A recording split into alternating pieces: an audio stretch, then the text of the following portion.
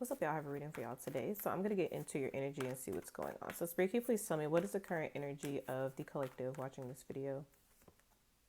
The Knight of Pentacles, Taurus, Virgo, Capricorn energy, the Two of Swords, the Knight of Wands. This is really interesting. So it feels as though you are balancing two very polarizing energies at the present moment. So the Knight of Pentacles is telling me that you are trying to be very intentional and mindful about the way that you're navigating life at the present moment. There could be something in particular that you are putting energy towards or making an investment in. This could be something, in regards to matters of the heart. This could be something monetary, whatever the case is, just take out resonates. But you're kind of in that you're like, I want to be intentional, I want to move slowly, I want to be very conscious and mindful of what I'm doing here. And then the Knight of Wands is here. The Knight of Wands energy is like, but the desire, the pull, the magnetism, like I want to move, these two energies like totally conflict. So the Two of Swords is telling me you could be choosing avoidance. You could be choosing to ignore or not look at the situation clearly because it's almost too taxing for you to try to balance or navigate those two energies. So there is something that you do want to do. There's something that you are very drawn to doing, like a decision that you may need to make or something that you need to give your attention to.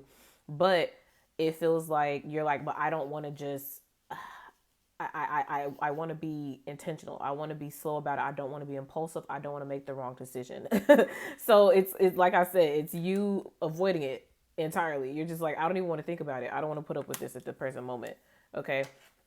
So there's something your soul is calling you to do, but there's something I feel like you're trying to weigh how this is going to impact you in your 3D reality, right? Like your soul, the soul is usually ahead of us, right? The soul has the codes, knows everything, and the soul is just like, yeah, no, when it's time to go, it's time to go.